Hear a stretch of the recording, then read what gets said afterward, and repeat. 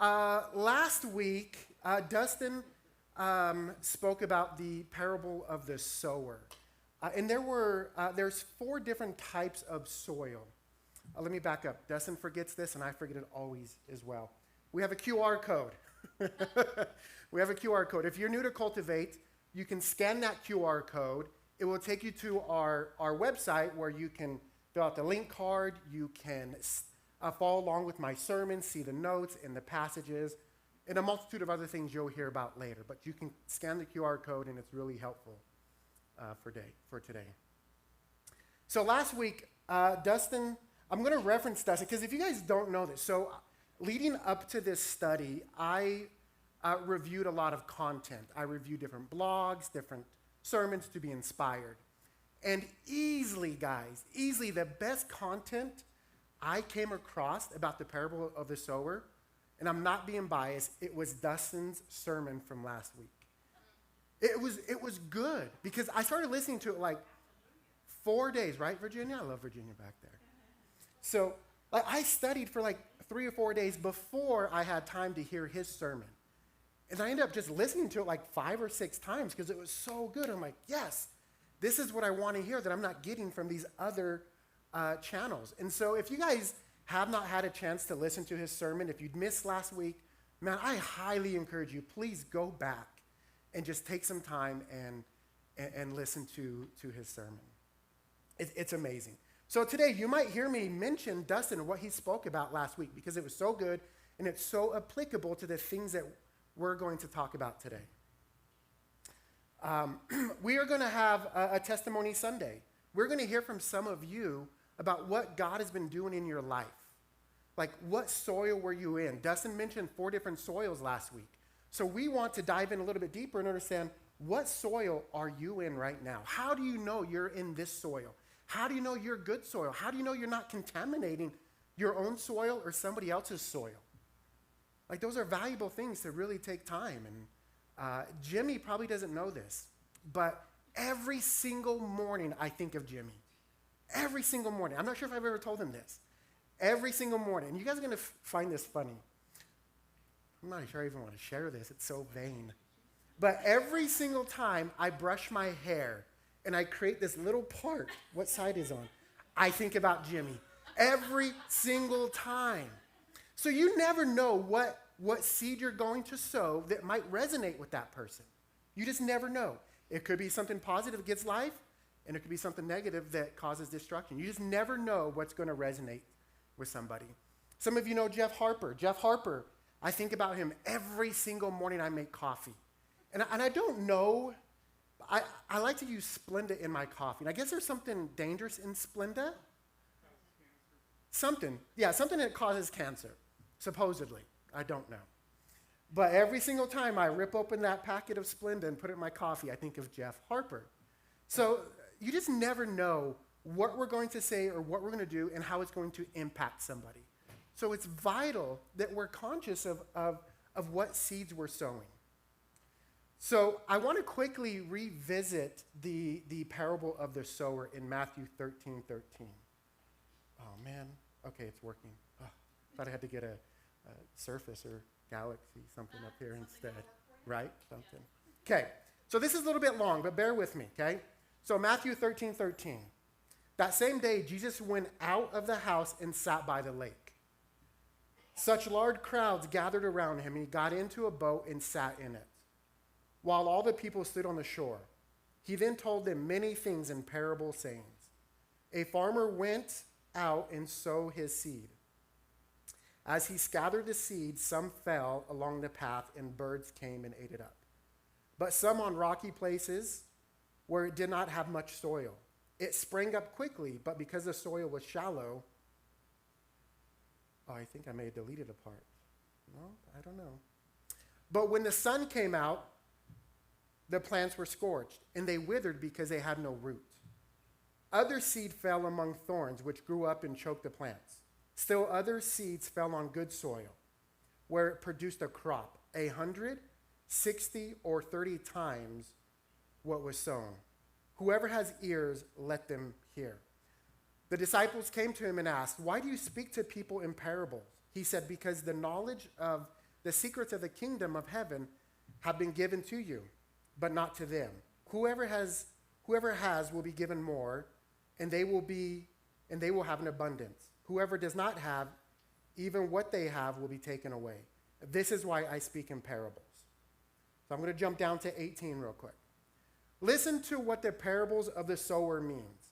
When someone hears a message about the kingdom and does not understand it, the evil one comes and snatches away what he has sown in their heart. This is the seed sown along the path. The seed falling on rocky grounds refer to someone who hears the word and at once receives it with joy. But since they have no root, they last only a short time. When trouble or persecution becomes because of the word, they quickly fall away. The seed falling along the thorns refer to someone who hears the word, but the worries of life and the deceitfulness of wealth choke the word, making it unfruitful. But the seed falling on good soil refers to someone who hears the word and understands it. This is the person who produces crop, yielding 160 and 30 times that what was sown. Last week, Dustin mentioned that we are not the agents of growth. It is not our responsibility or even our capability that causes the growth. We are called to sow the seed, and we are called to help cultivate the soil. My wife, as you guys know, she loves her garden. Randy and Shai came over for dinner last night, and they love gardens. And they're out there just like looking at her garden. And I'm not sure if they noticed, but she has this one plant in the corner that just never grows. No matter what we put in this corner of her garden, never grows. It never produces the same fruit as all the other plants. Birds have scattered seeds all over our property, and a tomato plant will start growing over here and over there. And if you know mint, please do not plant mint. Mint is so invasive. It really is. And I have anxiety outside our fence in our backyard along the alley. It's just like, it's like a jungle of mint. It gives me anxiety. I'm like, babe, and I know some of you don't like HOAs. We have an HOA. I'm like, babe, like, we got to cut that mint down because the HOA is going to fine us. And she's like, ah. So I was telling Randy, I'm like, I'm going to cut the mint down and put them in little Ziploc bags and bring them to church today and encourage you guys to be like mint. Be invasive. Like, spread your seed everywhere and flourish. And I was going to throw you guys little Ziploc bags of mint. Like, go flourish like stupid mint. But don't plant mint. Be like mint, but don't plant it. Okay. So, yeah, it's funny. But my wife's plants, like no matter what she does with this little corner of her garden, it never produces fruit like the other ones. Like it really does wither away if it doesn't get enough water and too much. We don't know why. We don't know why it does not produce like the rest of them. And it just goes to prove that my wife does everything she can to nurture her garden, to make sure that it's producing fruit. But there's something unseen at play that has the ultimate say in what's going to grow and what's not going to grow. And I find that to be the same, in our faith journey. We can feel like we're pouring into everybody's life, doing everything we can to do, and we're not seeing the growth. But it's not us who has a responsibility of growth. It is our responsibility to sow the seeds, to sow them. And I know people are probably here. Unfortunately, I had like 5 or 6 friends that say they were going to come today, that none of them showed up. But I'm like, man, this message is perfect for them because I know their story. I know the things they've done. I know the chaos they've caused. But I know for a fact that God wants and can use them. And they need to hear that message. Even, I was sitting in the corner of friends like, Bobby, I can't make it, man. He's like, but please keep praying for me. I need people that I can share my story with. Nobody knows what I've done. And I'm like, dude, like, just come. Like, I'll send an Uber to get you. Like, just come. Because I just feel like what you're going to experience today could radically transform your life. Is everything okay back there, guys? I see you guys all looking up. Is there a fire? Oh. But my buddy, he responds in the text. He's like, Bobby, but you just don't know what I've done.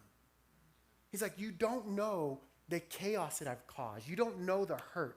You don't know what I do outside those four walls on a Sunday. You don't know the things I'm going to start thinking about a little bit later when I see a lady walking down the street. It's like, you don't know me. I'm like, dude, like, I don't have to know you, but I'm going to show you guys later on that there's power in confession. There's power in this. I got coffee with Mr. Randy Hicks the other day, me and Dustin and Randy. And I was just asking Randy, I'm like, Randy, tell me about your faith story. Like, were you always a Christian? Were you not? Did you, like, just tell me. So he started sharing it with me, and it was an amazing story. And then we started talking about the parable of the sower and cultivating and gardens. And Randy has a long history with grass. Like, if you want to know anything about grass, talk to Randy. So Randy was talking about aerating. How many of you know what aerating your lawn is? Right? A lot of people. So Randy shared this term with me, and I don't remember the term. Something about culture, blah, blah, blah. What was the term? Do you remember? Cultural practices. So this is a term used in, I don't know, what is the science of grass? I have no idea. Horticulture? Something like that. So Randy was telling me about this practice, and as we're talking, I'm Googling. I'm like, man, this is perfect. This is perfect. So I want to invite Randy up just to talk about that. Come with me, Randy. Is there a microphone over there, Sean? So I want Randy to just, quickly expand on this idea of aerating, why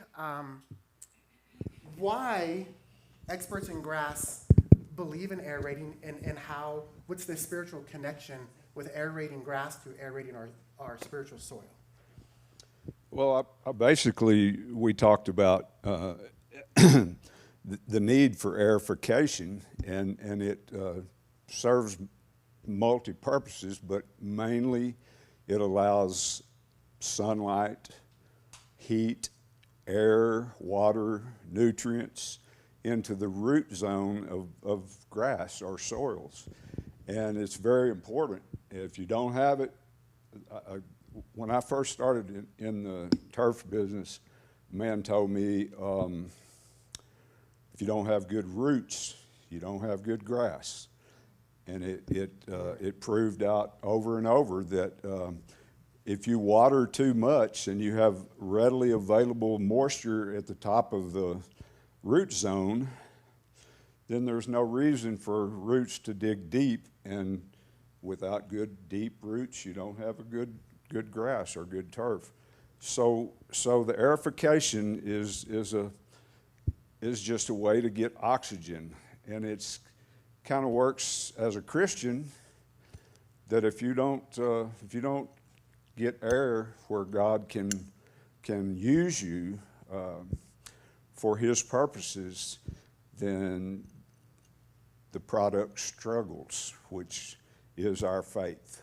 So that's what Bobby and I had talked about over coffee. Good stuff. Thank you, sir. Yes, sir. Thank you.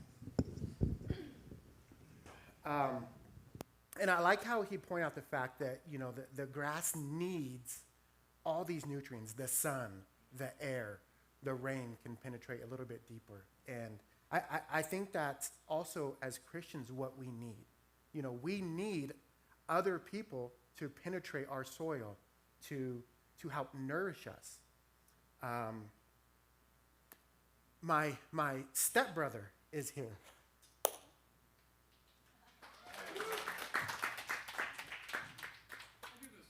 My stepbrother is here. And, a part of our dirty laundry is my dad had an affair with his mom. They eventually got together.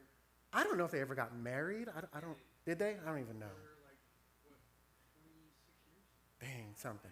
But then my dad gets accused and convicted of raping a 9-year-old girl, and he's in prison now for 20 years to life. This happened about 3 years ago. So my stepbrother John, obviously our mom and dad are not married anymore, but we're still family. We still have that bond. We're still family. His brother came to my brother's funeral here, so there's always this connection. But so here in a couple minutes, we're gonna start hearing about people's testimony. But one thing I did when I was doing jail ministry, I remember meeting up with an inmate who was a childhood friend of mine who got arrested for murder. And I had not seen him in a long time. He had no idea I was coming to visit him. But the first thing he did, he's like, Bobby Sharp, is that you? Like, I can tell you my story all day long. I can share my testimony of where I was and where I'm at now. I can tell you that all day long. But to see it in action from someone who it was just clearly visible was profound for me, was profound. My stepbrother can tell you, a few minutes ago out in the lobby, someone purposely dropped their coffee on me. I'm just kidding, Jessica. I gave Jessica a hug and I knocked her coffee out of her hand and it spilled on my brand new LeBron James 6 Witnesses, okay? And I'm like, whatever. So we start cleaning it up and my stepbrother, John, he's like, oh, I know Bobby like 20 years ago, he would have flipped out over this and he would have responded out of anger but he even sees my testimony, my transformation, the transformative work that God has done in my life. It's evident to him. I didn't have to tell him with words. He saw just by the way I'm living my life.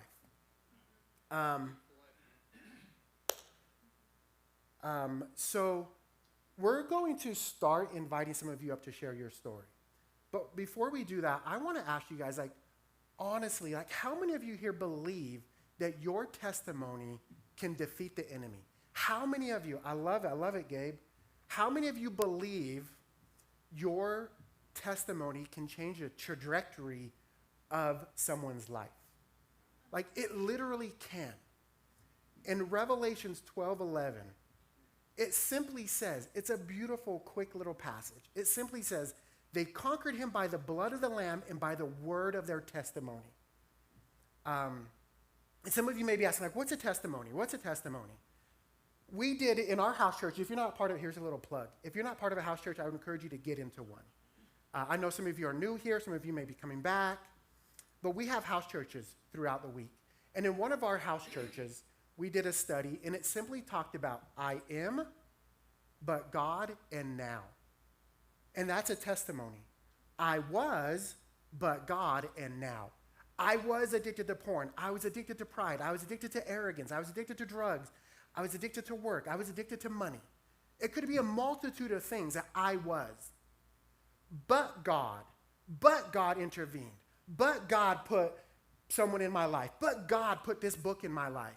But God allowed me to devote more time to the word. So I was, but God, and now. That's a testimony. And now I'm actively seeking his will first. I'm actively investing my time into other people. I'm actively participating in a house church. I'm actively serving. I'm actively sacrificing. So I was, but now, and God. And that's an easy way. People are like, oh, I don't have a testimony. Yes, you do. I believe we don't have just one testimony. I know there's people in this room who probably have a new testimony every day because of the struggles that are in their life, things they need to overcome, but they're just so difficult.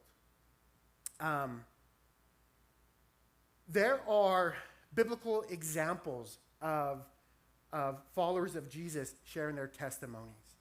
And it's not like you don't need a 5-point sermon to share your testimony. All you're doing, just telling people what Jesus did for you. What Jesus did for you. Man, some of you really know my story, but my stepbrother would probably know it better than anybody, even my wife. He would probably, because we grew up together. Literally, our entire life, we grew up together. We would go, our families would come together, and they would play Uno almost every night of the week. Skip-Bo. Draw 4, whatever it is. Like, every night of the week. So he knows my story more than most people. I can't remember where I was going to go with that. I always do that. But it's simply, he knows where he knew the lifestyle I lived before. And now he sees God's transformative work in my life. It's that simple. In the scriptures, we have, of course, I can never preach and not talk about the woman at the well. I can't. But her simple testimony is she had this encounter with Jesus. She immediately goes and tells. And I don't know exactly what she said. I mean, she's just like, hey, look, this guy knew everything about me. I believe he's the Messiah. Like, she didn't have a 5-point sermon to give the people. She's like, hey, I had this encounter. I'm going to go and tell. And that's all a testimony is. How about the blind man? Jesus healed a blind man, and the Pharisee like, hey, what happened? He's like, I don't know, yo. He's like, I was blind, now I can see. I don't know what happened. And that could be a lot of your stories. Like, you don't know what happened. You don't know what happened. For me, like, man, like John and my wife know, like, man, I lived a life just of disaster. Started getting arrested super young. I think I got arrested when I was in 6th grade for the very first time. 6th grade. Some of you probably have kids in 6th grade. You're like, dang, my kid, could not imagine my kid. What grade is Lizzie in? 7th. So could you imagine Lizzie getting arrested at that age? We know Lizzie, she's the sweetest. But that was my story. Like, man, I just lived a life of just chaos. Stealing cars. I've shared stories, breaking into cars, like you name it. Like, man, but that's part of my testimony. One of the million I have. Paul. I love the story about Paul and Paul's testimony. So Paul, in chapter 9, it tells about his conversion. So he was Saul, persecuting the church. On his way to Damascus, he has this encounter with Jesus. And Jesus comes to Ananias. And this is what I love about Ananias. Like, he keeps it real. Like, God comes to Ananias in a vision saying, hey, Saul is going to come to you. He's like, yo, wait, hold up, man. Do you not know this dude's story? Do you not know the chaos and the evilness and the hurt that he's caused? I'm convinced that this is one of his ploys to get closer to a Christian so he can keep persecuting us and killing us. So I know that sometimes people will use your testimony against you. They will use it against you. They will hold it over your head because just a couple chapters before his conversion, he is at the scene of Stephen being stoned to death. And even in that passage in Acts 6, it's like you hear about the soldiers who are attacking Stephen. They're about to stone him to death. They take their jackets off and give it to Paul so they don't get bloody. So Paul is there for the stoning of Stephen. Yet, a couple chapters later, we see him having this transformative encounter with Jesus. So for me, that's so powerful. That says, man, we don't have to have all of our ducks in a row to have our soil cultivated. We don't have to. Some people don't even have ducks to put in a row. What's that? And squirrels. How many of you, I've shared this with a couple of you guys. I wish my coworker was here today. He said he was going to come. How many of you seen the movie 8 Mile with Eminem? Right? I'm going to start rapping it here in a second. But I bet if Dustin and Gloria are walking, like, oh man, where's he going with this? But like, I bet there's a lot of people in this room who don't think there's any biblical principles in 8 Mile. But trust me, there is a good one. So at the very end, and the reason I wanted my coworker to be here is because he's a phenomenal rapper. And I'm trying to encourage him, like, man, like, create some substance with life and not death. But he's a phenomenal local rapper. So in 8 Mile, at the very end of the movie, Eminem has to battle Papa Doc for the championship, okay? So he has to go through a bunch of other guys, and he finally gets to the championship. Pat's just laughing. Pat's like, where you? Pat was yesterday. He's like, oh, I can't wait to see how you pull this one out. I know Gabe's back there paying attention. So at the very end, Eminem has to battle Papa Doc for the championship. And they toss a coin. Papa Doc is the defending champion, so he gets to pick who goes first. And he uses a cuss word. He's like, let that go. He can go first. So Eminem goes first. What Eminem, oh my God, I can only say it so many times. What other word can I not say? Erode? Oh, I did it. Erode. So Eminem goes first. And what he does is he already knows what his enemy is going to use against him. You guys following me now? You see that, Patrick? So he immediately starts announcing that, his girlfriend got cheated on by one of the guys in Papa Doc's crew. He admits that his mom is addicted to pills. He admits that he comes from a trailer park. He starts admitting all these things up front. He starts confessing these things that the enemy wants to use against him. So he's done, and I think it's a great rap. I really do. I'm like, man, I can find beauty in that. Like, he's so creative, Maybe not the best wholesome content, but he's creative. So now it's Papa Doc's turn to go. And the crowd is roaring, like, ready for this comeback, and he just can't swing the bat. He just can't get anything off his shoulder because Eminem already took the power away from the enemy. And that is the same with testimonies. And that's what we're going to hear today. We're going to hear stories about how God is trying to use your story against you. God is trying to use it from you, the devil is trying to take it from you so you can't use it to glorify his name. Last week, was it last week? I think it was it was last week. My wife and I had the pleasure of going to Jada and Brooklyn Costello's baptism. I came back and I told Dustin, I'm like, man, Dustin, it's hard not to take that personal. It's hard not to. It's hard knowing that we poured so many years into their life and they got baptized somewhere else. It's hard. I said, but if we believe that it's our job just to sow the seed and cultivate, and God is going to see the increase either here or somewhere else, that's beautiful. That is beautiful. That is beautiful. They found a church community where they're able to plug into and grow. A church that cultivated their soil. Because I know their story. Their story was, those girls just, they weren't following Jesus. They weren't chasing Jesus. But something happened, and it's beautiful. So we should praise that. We should say, thank you, God. Thank you that Cultivate Community Church and our other communities that have been part of this have poured into their lives to get them to this point where they can take that next step of faith. Also, if you don't know Gabe and Nicole, you need to take them to dinner. You need to get to know their story because they're not talking today, but they have an amazing testimony. And what I love about their testimony is they have an amazing testimony as a married couple, not just individuals, but as a married couple, they have an amazing testimony. But if you take them to dinner, just know this. Nicole does not eat pork. Gabe does not eat shrimp and sushi, and so it's going to be difficult. So just bear with them. They're picky eaters, trust me. They are picky eaters. But I think they like gin and bourbon. I don't know, something like that. Yeah, right? So back to the baptism real quick. Like we may never see the fruit of the seeds that we are sowing into people's life. We may never see it. We might not.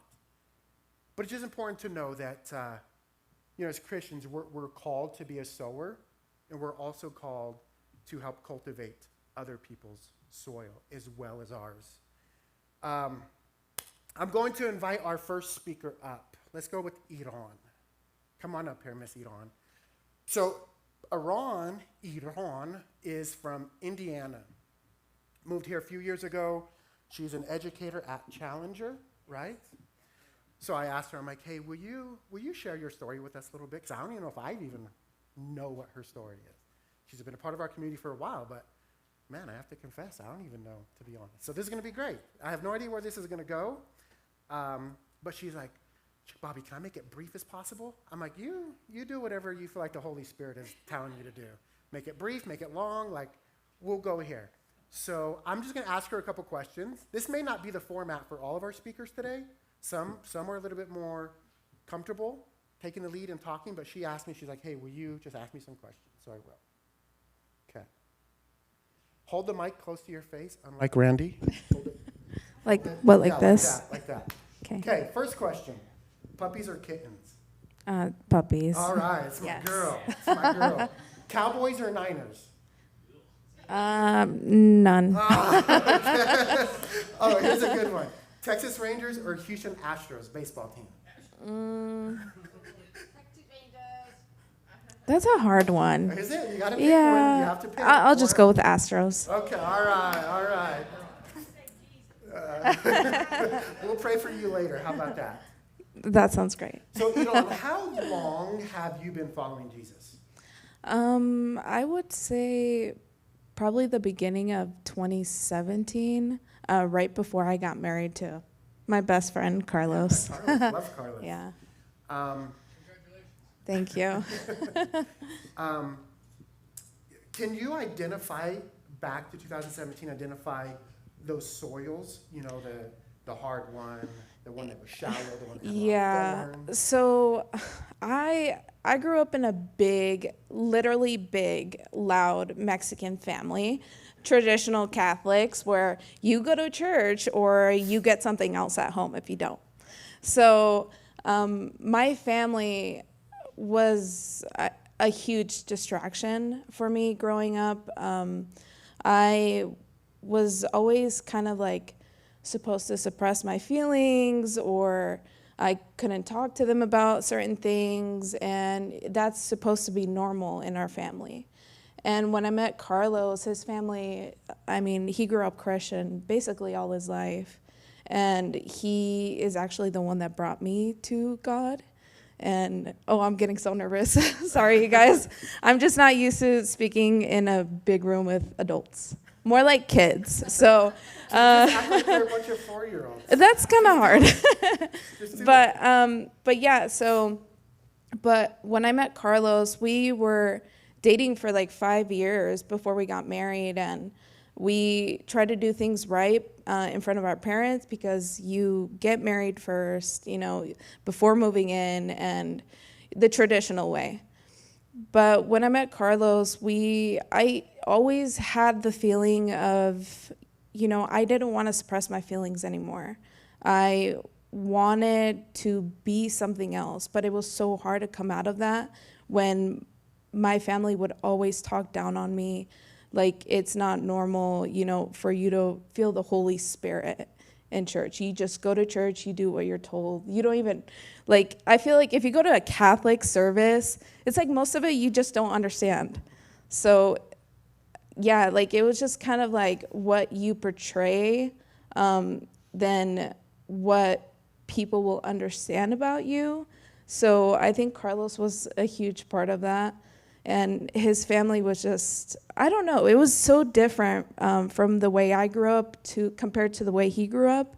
So yeah, he's the one that kind of helped me with my walk with God, and I'm grateful for that. I feel like he's the smarter one, so. I like it. Yeah. So you shared, remember the 3 points were I was, but God, and now. Yeah. So we heard your I was, but God. Mm-hmm. God put people in your life to help cultivate your soil. Mm-hmm. What does your faith look like now? What's different about it? What is? I feel like I'm number 3, the thorny type of soil. I still have distractions with my family, but it's just kind of hard to explain.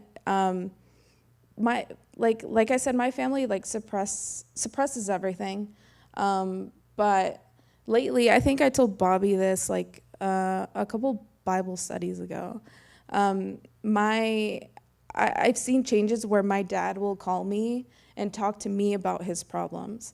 And I think it has a lot to do with who I am now compared to who I was 10 years ago. And my dad kind of looks at me as I would say someone who he can depend on when he needs someone to talk to. And it wasn't like that at all before.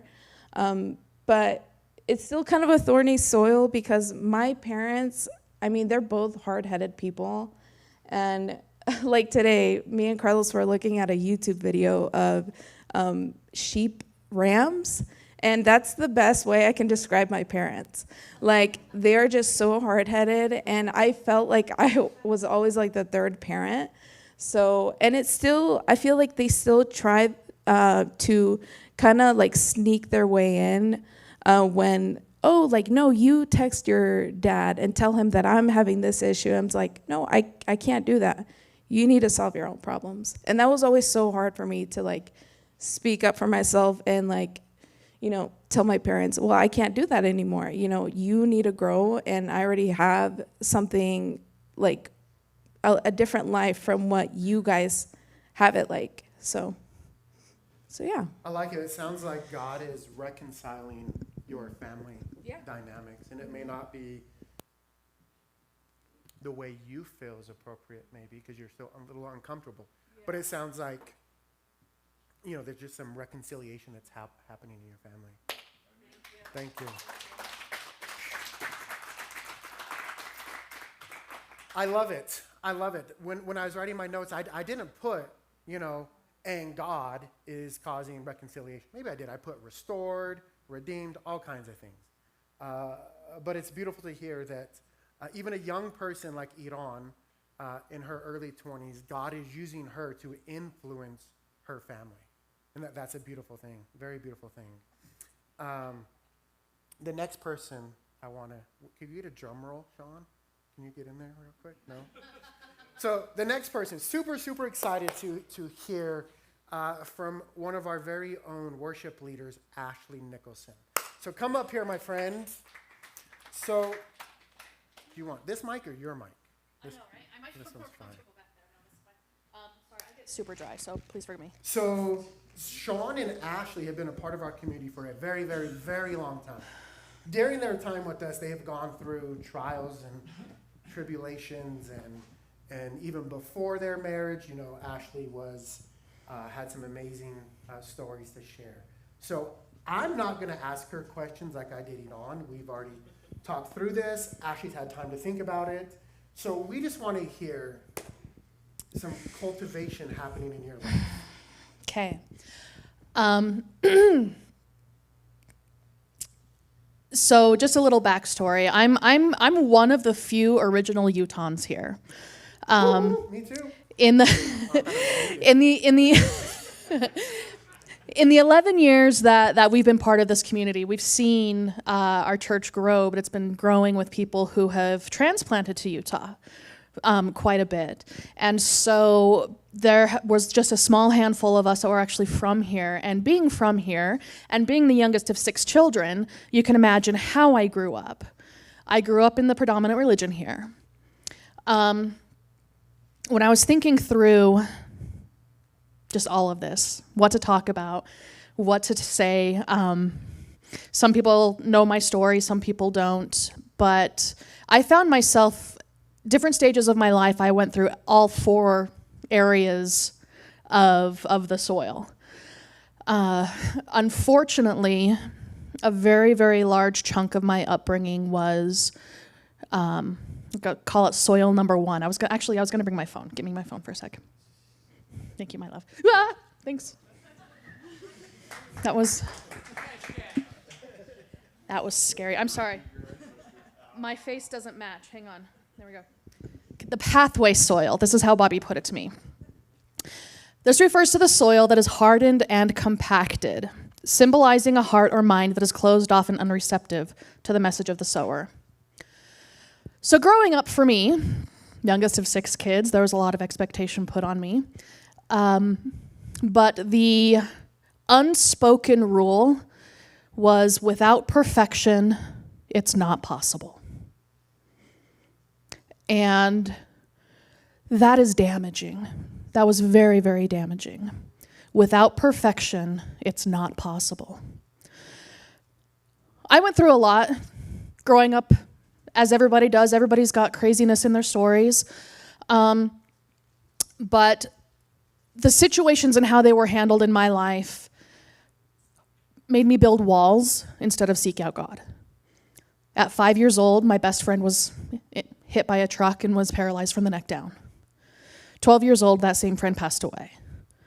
Dealt with all sorts of stuff growing up.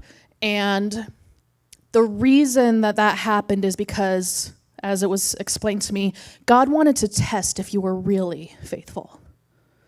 And if I hadn't been faithful enough, or maybe my lack of faith, caused the situations that came into my life. And that's a story that unfortunately a lot of people deal with. Melinda, I know that you have dealt with it as well. My cousin was told that she didn't have enough faith, and that's why her baby was stillborn. This is the kind of stuff that's indoctrinated into us as we were growing up. And it wasn't because people were being vindictive or mean. That was just the thought process. Without perfection, it's not possible. So as I continue to grow and grow and grow, I've always been considered the odd one, the black sheep, I kind of, by the time I came around at, the sixth kid, my parents were kind of tired, so I was left to my own devices quite a lot.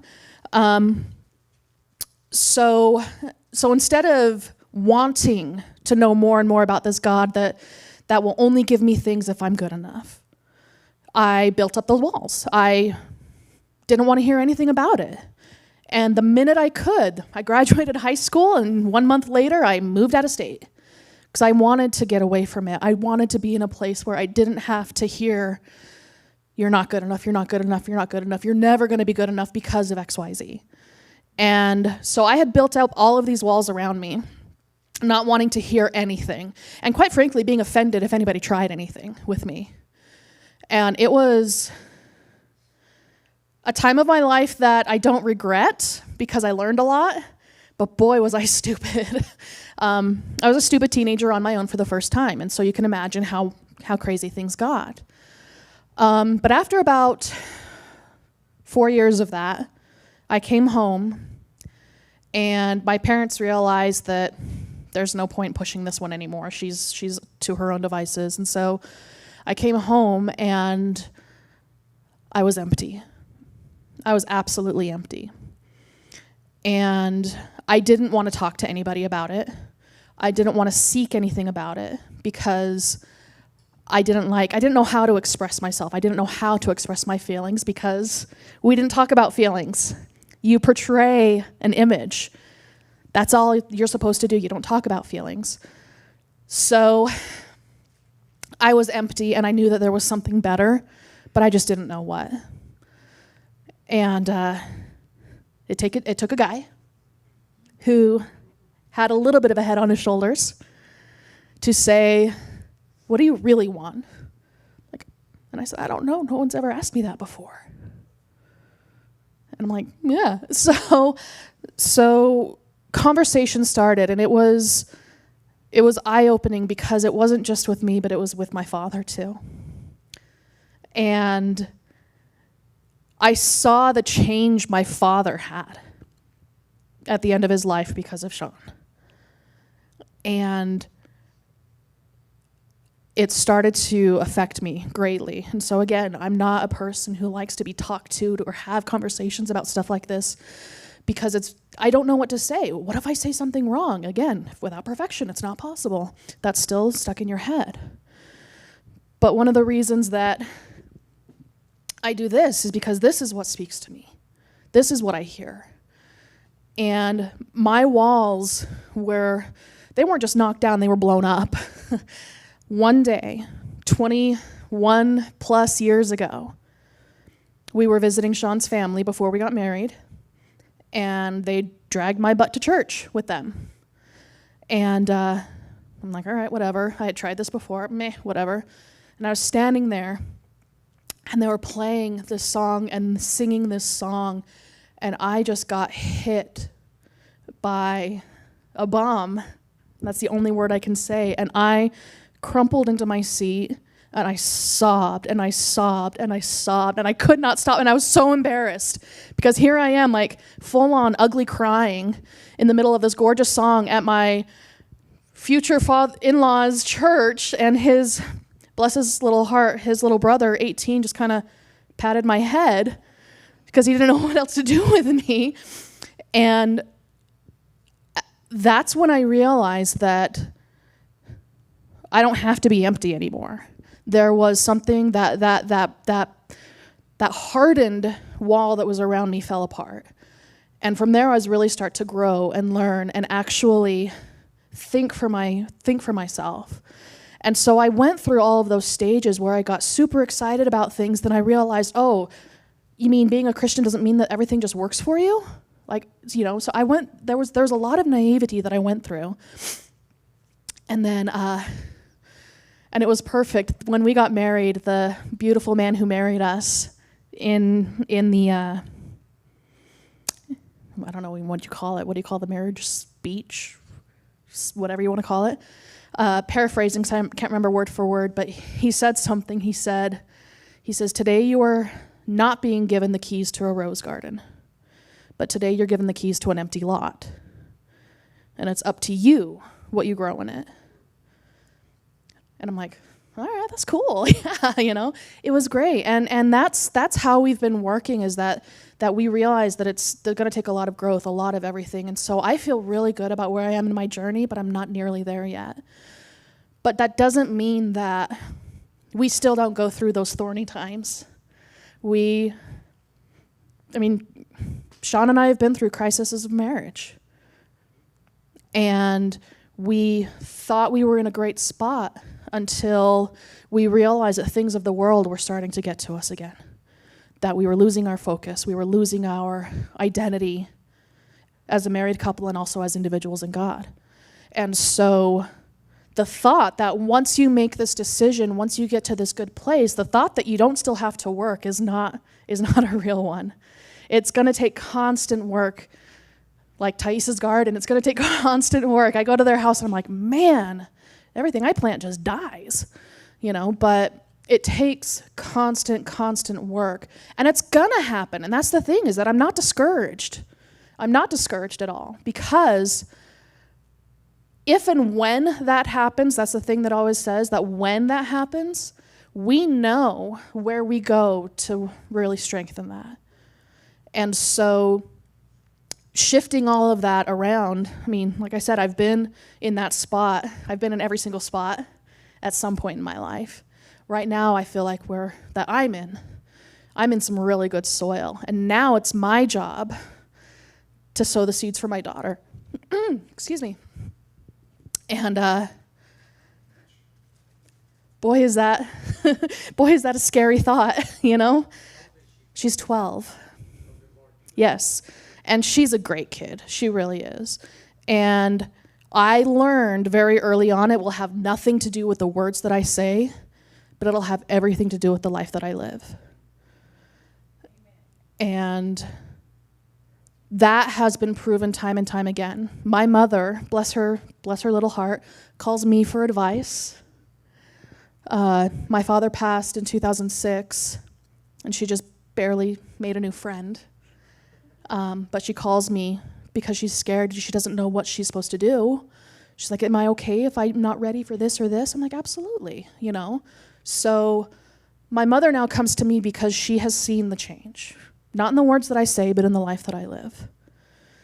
And having those little eyes on me, on us, it's a really, really good reminder that words, though powerful, are not what's most important here. So, yeah, that's us.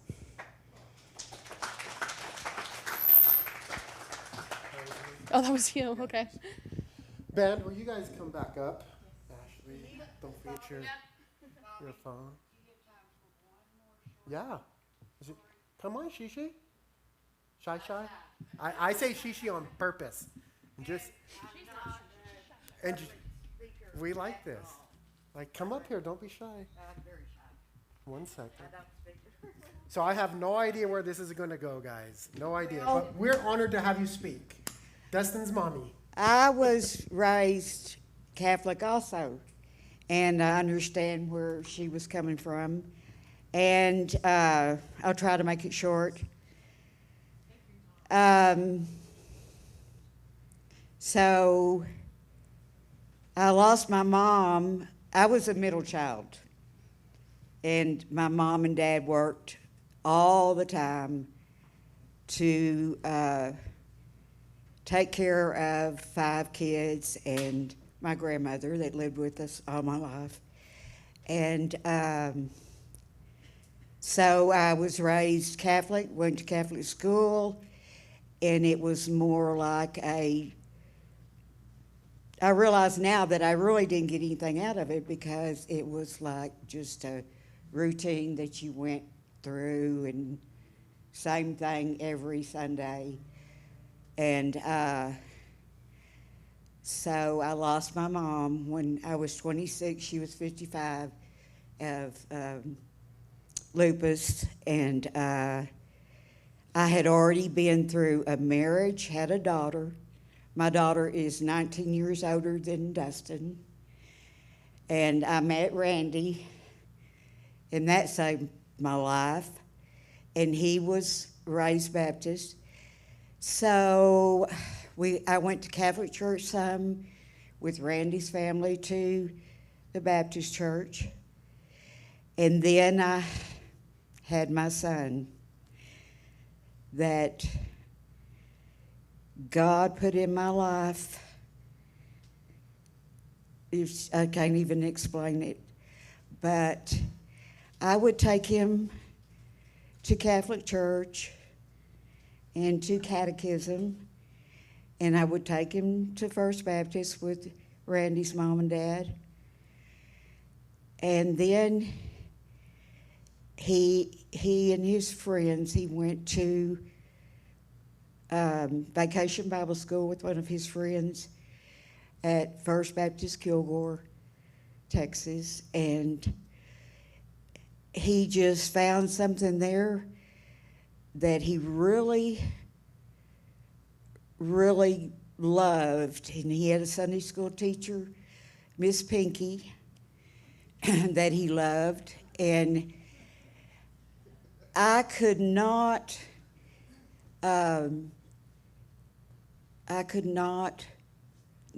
let him go to church with his friends, and he was there every time the door opened, and had a youth pastor that he and his wife were a young couple. I mean, Dustin and his friends, from the time Dustin was in the 5th grade till he graduated from high school, they were at their house. They even had to go with them to buy a washer and dryer. I mean, they just stuck to them. And I saw through Dustin just something that I had never experienced before, really. It was just God sent. And I learned a different faith to follow through my son that God blessed me with. And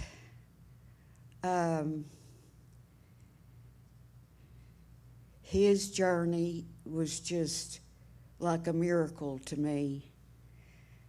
And I forgot where I was going with that too, Bob. Yes, I just wanted to tell you what God did for me and Randy through our son. So you just never know where it's going to come from. He's just brings so much joy to our life through God, and I'm out of here. Thank you.